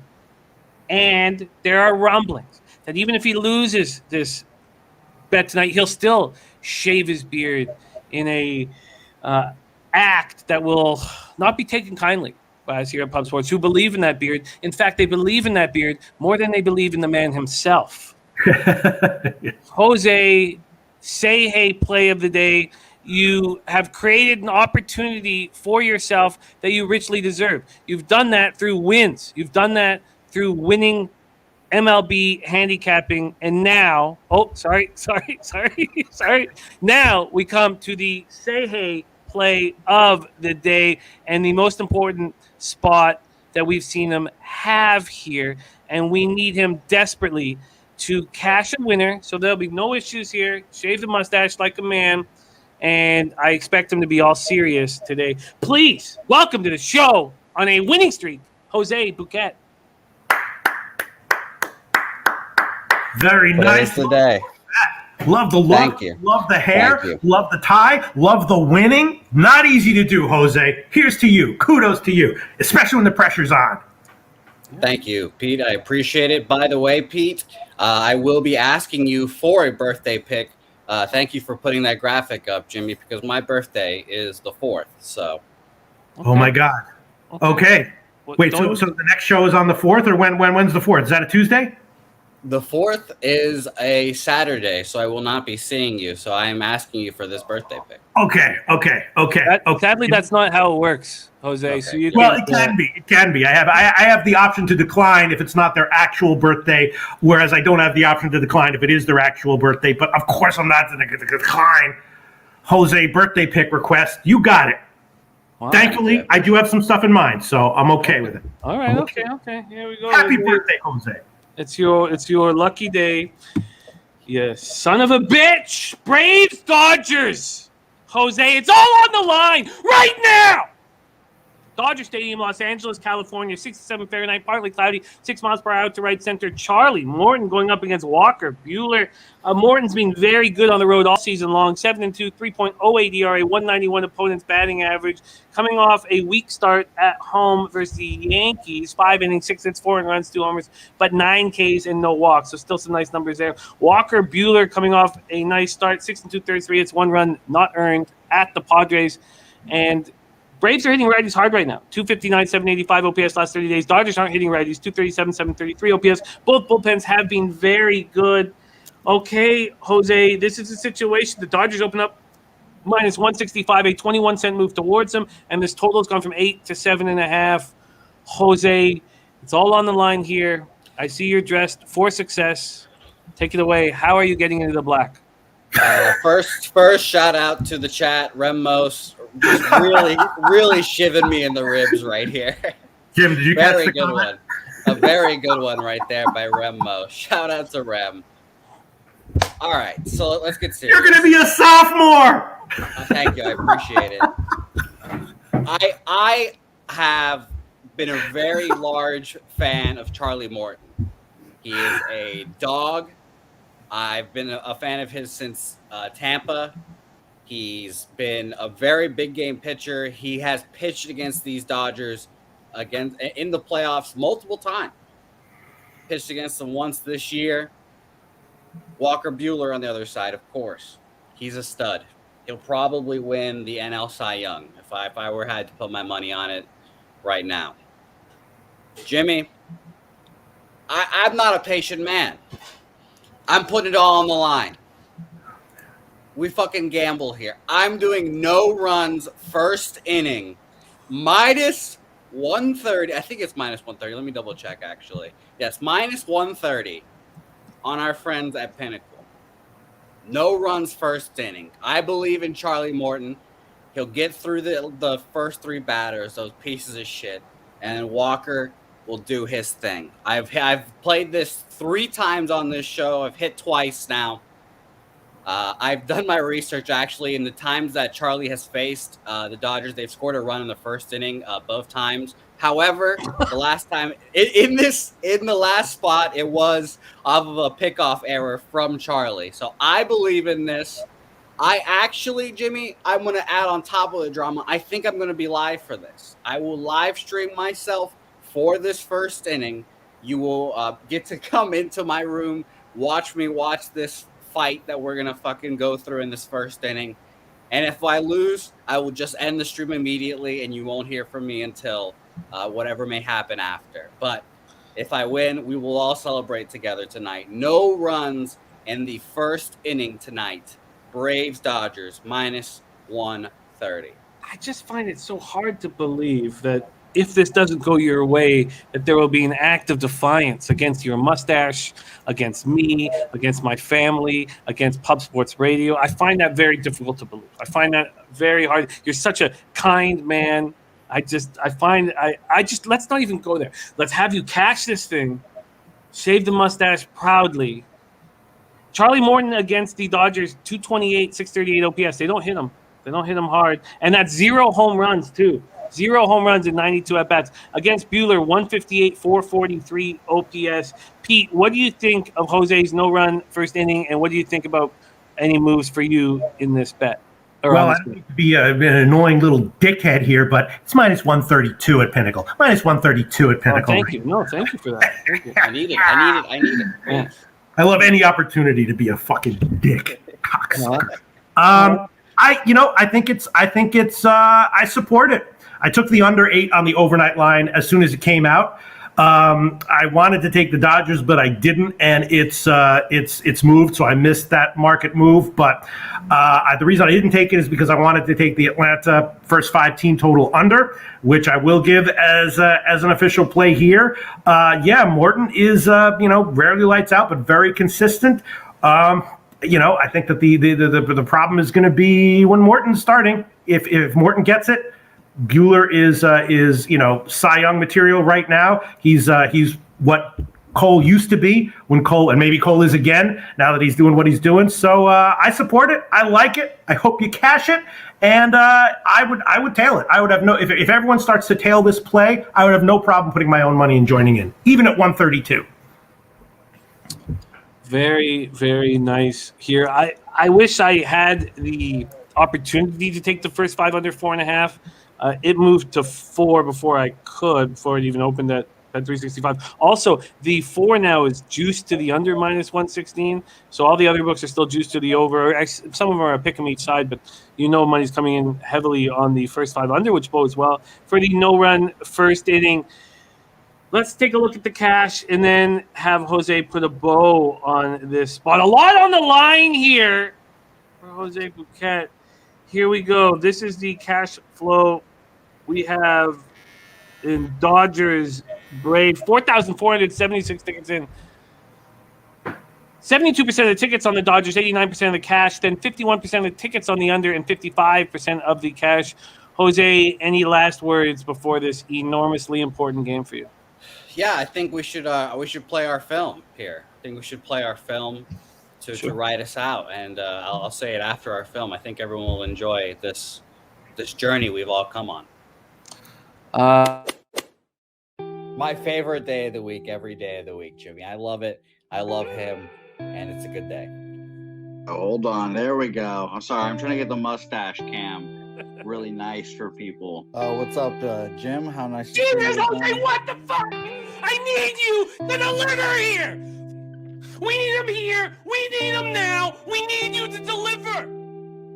You're still down 4+ units, and it's not done nothing. Don't joke around. Jose, bring that mustache up close for me here. Bring it up close. Okay, I'll give you a good look. Let me give you every follicle I can right here. Jose, you get your fucking shit together and you deliver for my friends and family in this goddamn chat. Oh, my shit! Don't just have taint. We also have a man who needs victories bad. He's in a tough spot. Down 4.83 units. It's going to hopefully bring me a win here, and I'm going to take Dodgers first 5 minus a half. Would you like my second play too, Jimmy? Oh, you're going to double up here. Very good. I love that strikeout prop today, if it's at a decent price.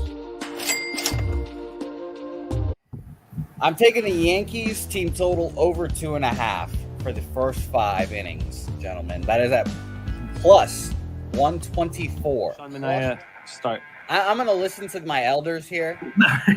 I should just take the Yankees first 5. I'm not going to take their money. I'm not going to take their money line because it's a little too juicy for my blood. But I think first 5 minus a half, that well has been working for me.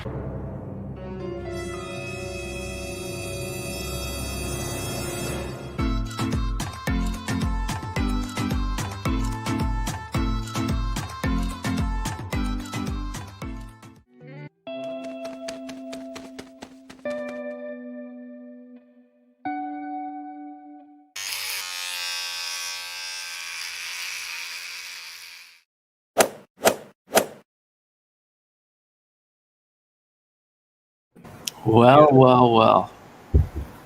Beautiful. Very nice. We've come all this Very way. nice. We've come all this way, and I can't believe we've done it. I've dressed up, and everyone, I hope you enjoy this stream later tonight. Myself, I'll be on by myself unless someone wants to join me from Pub Sports Radio. I will plan being by myself, pacing back and forth in my bedroom while we all watch this bet cash, and I can't wait. If it wins, I'm going to shave like a champion. And if it loses, I will shave in disgrace. And I'll give up my career to get rid of this mustache, which allegedly helped get me COVID too. Which some people are saying. But I can't wait to see what happens. Jose, you say you can't believe that you've done it. Let me just be clear. You haven't done shit. You haven't done shit. You need no run first inning, and then you can say, "Oh, I can't believe I've done it." But let's just be clear. You are a losing capper on this show. Yeah, you're right. And losing cappers don't get to do what they want. And guess what? After tonight, I'm going to be a winning capper. Walker Buehler is going to win the NL Cy Young. Charlie Morton is old as shit, but he can throw a curveball with the best of them. He's got the spin rate. He's going to go out there, do his damn thing. Max Muncy, relax for the first inning. Trey Turner, strikeout looking. Walker Buehler, do your thing. I'm not even worried a little bit. My palms are clammy. That's just because I'm your son, Jimmy, and it's genetics. It doesn't matter. I'm not worried. I'm confident we can do this. He's growing up right before our eyes is what's happening. He's becoming a man right in front of us. Jose, I will be cheering for you enormously. No run, first inning, Braves, Dodgers. The man needs 6 outs. The question is, will he get it? And will he be here tomorrow? 6 outs. That's all it is. 6 outs. I can't wait to see what the show looks like tomorrow. And there's more special things being made for tomorrow too. So tomorrow is a must watch as well. Pete, by the way, you owe me a birthday pick, you bastard.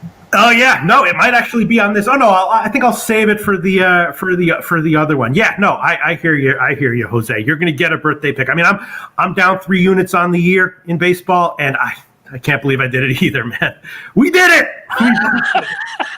We fucking did it.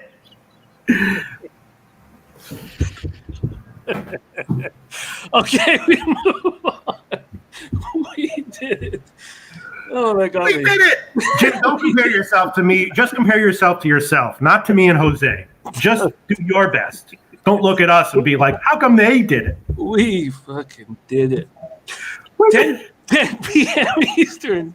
Houston Astros at Seattle Mariners. Astros 78 and 53, 37, 28 on the road. Seattle Mariners 70 and 62, 38 and 29 at home. T-Mobile Park, Seattle, Washington. 63 Fahrenheit clear, 5 miles per hour in Lance McCullers, 10 and 4, 3.32 ERA, 1.25 whip, 127 and a third, 151 Ks, 60 walks, 11 home runs.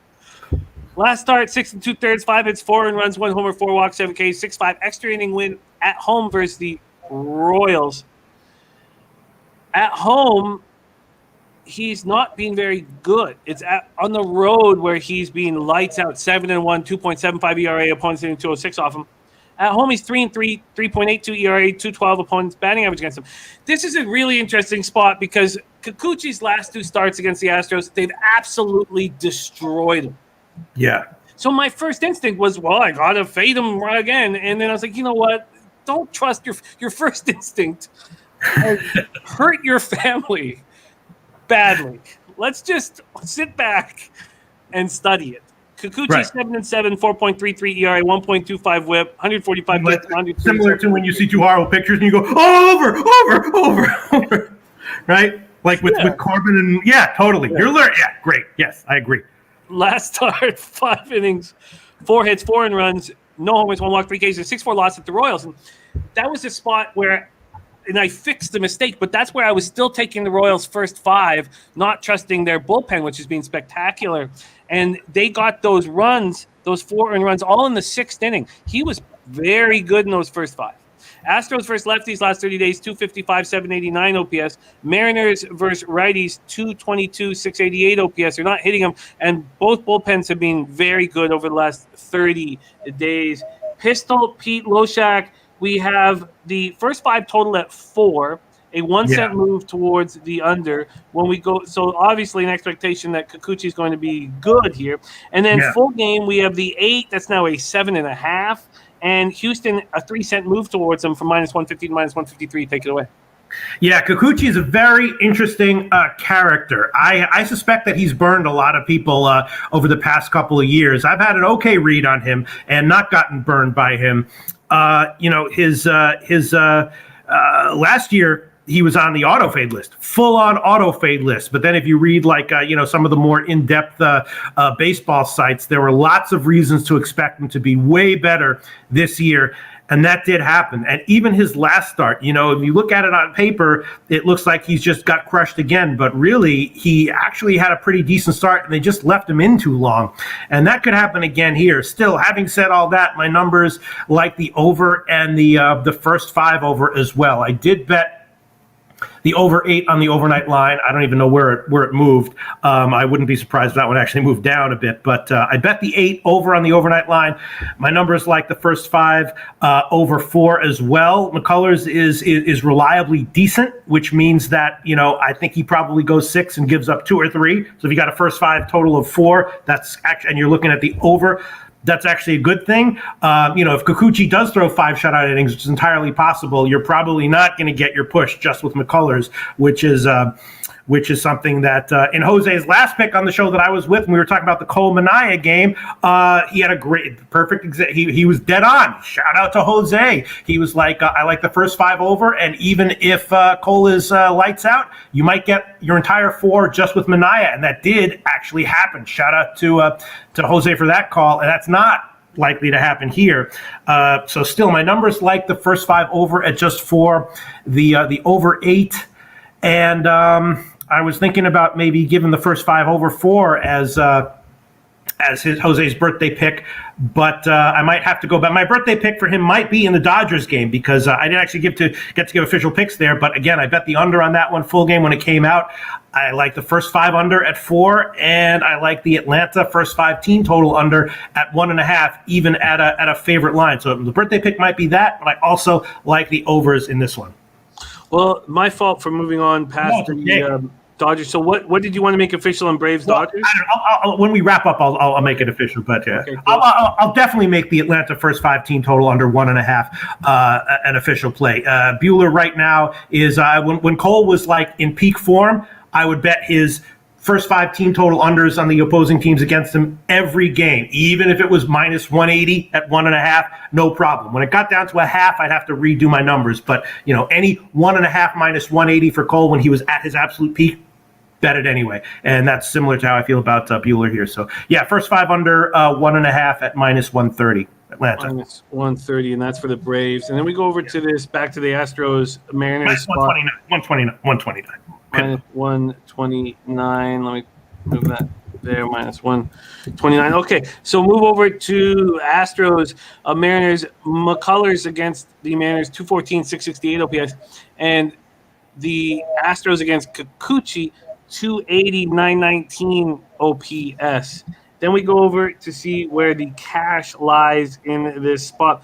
3,707 tickets in.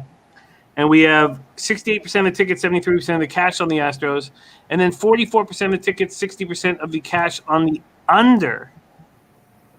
On the under. Huh. Strange. Yeah. Wow, I don't mean to go back to the other game, but Twate Latte posted an interesting stat. Can I say it? Can I shout it out? I know we're going out of order. Dodgers are 3rd in first inning runs at 0.69, and Braves are 5th at 0.68. Oh boy, 1.37 runs averaged together in the first inning. Best of luck. Now, of course, those numbers were not put up against Walker Buehler, but excellent. There you go. Twate motherfucking latte. Given an interesting stat to add more drama to Jose's pick. A ton of drama. That's going to be one sweaty first inning. Again, if they were facing Walker Buehler in all their games, those numbers would be significantly different, of course. Absolutely. Yeah. I'm a little nervous that clearly the Sharps are moving this towards the under, and because I think that first 5 over 4 makes a ton of sense. Under? The over. Sorry, I'm confusing the three. First 5 over 4. I think that makes a ton of sense in Astros Seattle, but I don't know if I want to go up against. I'm going to need to study this a little longer. Are you going to make anything official? Yes, I'll make it official. It's low confidence, and a 5-inning shutout start from Kikuchi I would not be thinking what the hell happened here. That is a distinct possibility. But and again, you're not going to get all 4 from McCullers, probably not. But I'll make it an official play. First 5 over 4, and I'll probably wind up making the full game over a play as well. But It I'll is make at 7.5 now, so you'd be able to. yeah, which is not nice to see, but I will. I'll make it anyway. The first 5 over 4. Let me give you a number here. Cool. First 5 over 4 will be. Let me see. What are we getting? 10. Oh God, geez. Well, all right. Yeah, money's coming in on the under, which doesn't shock me and makes me think that maybe I'm wrong but my numbers like it. I'll take it. First 5 over 4 minus 103. All right, there is your MLB card. We have one game we want to talk about in college football, so let's go over all the action and wrap it up. I'm on the Reds -1 at 6:40 p.m. Pete's on the under 9 at -114, but we don't know if this game will go. There's a lot of rain in the forecast there.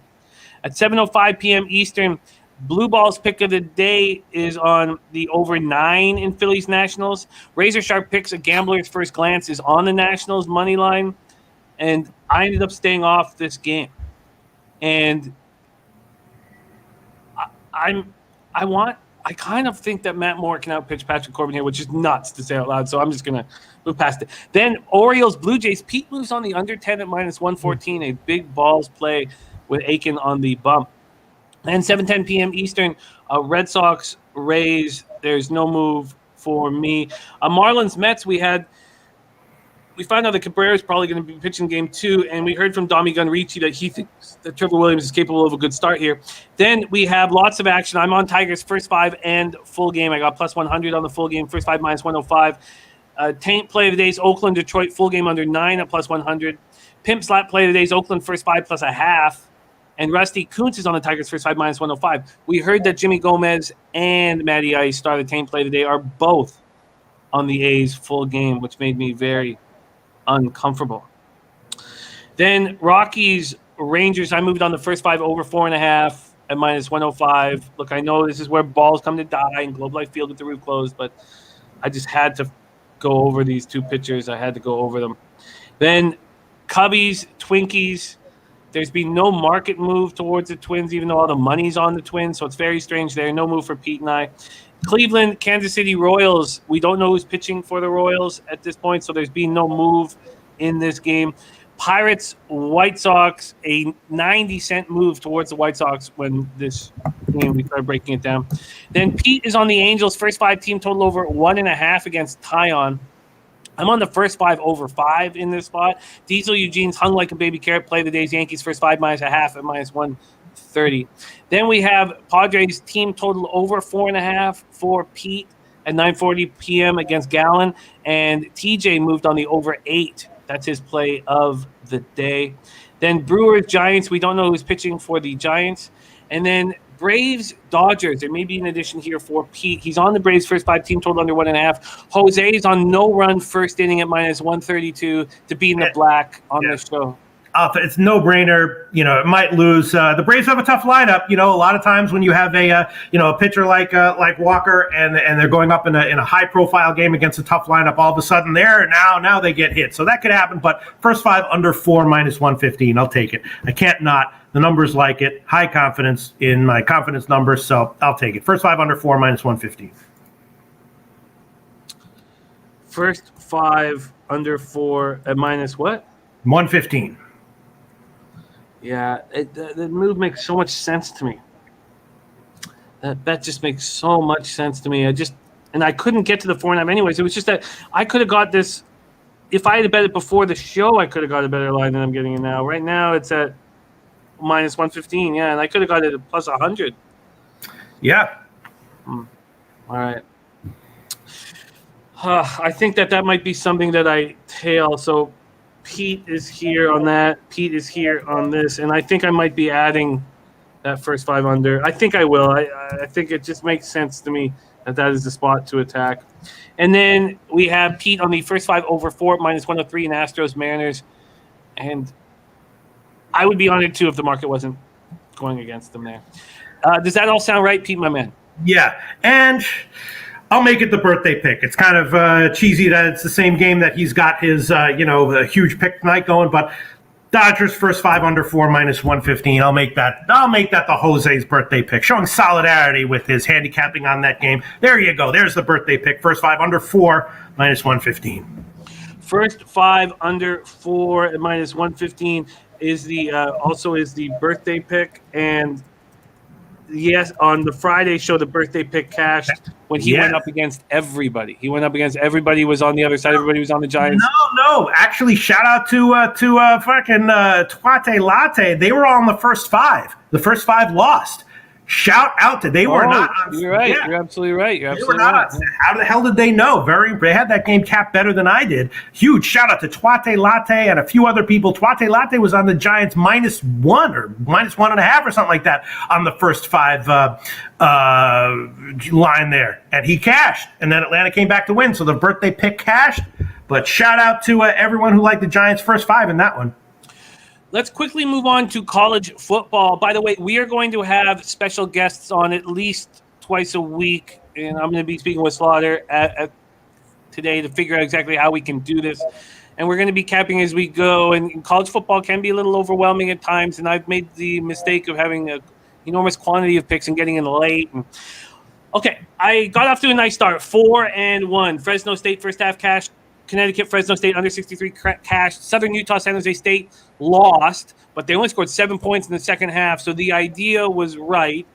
And I didn't want to take San Jose State at 24.5, but it went up to 28.5 by kickoff. UTEP first half, UTEP full game was very easy. So looking back at what worked, it was so simple. And maybe this simplicity is boring. And maybe it's who wants to give out a huge favorite like this, and I get it. But all I care about is winning and making money, so I don't care. There were 3 teams that didn't play last year. New Mexico State, they lost 30-3 to UTEP. Connecticut lost 45-0 to Fresno State. And the Old Dominion Monarchs also didn't play last year. And when we talk about the Monarchs, and I will here, look, Ricky Rani coming in, he was the offensive coordinator at Penn State. Now he's been there for a year and a half. He's going to bring in some hope to this team. But there's no getting around the fact that they lost a lot of their best players because they didn't have a team last year and they switched programs. So let's go over this first. We'll start with Wake Forest, and I'm on them at -31 at -110. Dave Claus begins year 7 under the helm. Their offense was quite good last year. They went 4-5 last year, 3-4 in the tough ACC. But the issue is if this team went 8-0 last year and doesn't need to stomp on the throat of this opponent, I wouldn't want this bet the way I do. And I will double up on the first half as soon as I can. As soon as it's available, it's -19 at a couple books that are giving out first halves. And Brady's saying, I really like your angle here. I think both have value grade. Look, it's simple, but it's all about winning. So Sammy Hartman was very good last year, 58.2%. He completed. He went for 2,224 yards, 13 touchdowns, 5 interceptions. Junior wideout Jakari Roberson is back. He caught 62 passes for 926 yards and 8 touchdowns. They have two second-year freshmen who I think will be very good. Donovan Green, he averaged over 20 yards a reception. And then Taylor Moore, who caught 32 passes for 405 yards. Donovan Green caught 29 passes for 582 yards. And then they have 6'5" A.T. Perry, 15 passes for 211 yards. Those numbers are going to go up. It's great to have a 6'5" wide out, someone that you can get the ball to when you need to. Look, the pass protection was terrible last year. We watched it all year. It was so bad, but they returned everybody from the offensive line. So is there hopes that can improve? Possibly. Now, Kenneth Walker left for Michigan State, but you could say that Christopher Beal-Smith was the better running back last year. Now, in the red zone, Kenneth Walker had the ball, not Christian Beal-Smith, but Christian Beal-Smith led in yards, and I'm fine with that. The defense was bad last year. They averaged 436 yards allowed and 33 points. And they were exceptionally bad over their final 3 games of the year. They allowed 48.7 points per game. They're going to need some players to step up after losing Boogie Basham, the defenseman lineman who led the team in sacks, and Jaquez Williams, who led the team in tackles. Yes, they're going to need other people to step up. 6'1", 300-pound senior Miles Fox returns after leading the team in tackles for losses. 6'2", 235-pound junior linebacker Ryan Smenda is back after placing third on the team in tackles. Safety Travion Red was 4th on the team in tackles. The secondary was exploited nonstop. The Monarchs are incapable of doing that, and they're built around the 63 tackle safety Nick Anderson and senior corner Jazir Taylor. Okay, so to Old Dominion. In 2019, they were 1-11. Bobby Wilder resigns after 13 years, and Ronnie comes in to give him a hope. But it's a terrible team he's inherited, one that didn't play in 2020. Their offensive line was terrible. They do have 2 6'6" seniors, Isaac Weaver, who started all 11 games in 2019, and 300-pound 6'6" lineman Nick Saldiveri. Look, those guys are going to help. But the running back is completely up for grabs. Their best returning running back ran for 116 yards in 2019. There's true freshmen that can take the job away, from Blake Watson. Stone Smart, who looks like he may be starting, 1 touchdown, 6 picks 2 years ago. Hayden Wolf threw 3 interceptions and 2 touchdown passes. They also have UCF transfer DJ Mack. The defensive line lost their top pass rushers in Juwan Ross to East Tennessee State, Keon White to Georgia Tech. They lost their best tackle in Jeremy Miser to Northwestern. The secondary is pretty much starting over. And I just want to win. So, yeah, it's a boring pick. Wake Forest minus 31. I will be on them first half as well. And that was the one game I wanted to break down here. Pete, any thoughts on that breakdown at all? No, sounds good to me. I could handicap Old Dominion in 2018 if you want, but as of right now, yes, I hope you cash. Sounds good to me. Can I shout out a Wyatt Chapman quote here? Yes, please. He says, Loshak, shave that mess. Your face looks like that Indian Guinness World Record holder for the longest fingernails. Oh, well, I think I look good, Wyatt Chapman. I know you look good. See, yeah, I don't think some people know. Yeah, and I think I look good. So I hope you think you look as good as I think I look, Wyatt Chapman. That's all I have to say. And Birdie says this look can only be over. I mean, it could be that spot where, just like in the Fresno State game, where Fresno puts up 45, but the game goes under. So we'll talk more about that. Osby says, do you feel the same about Bowling Green?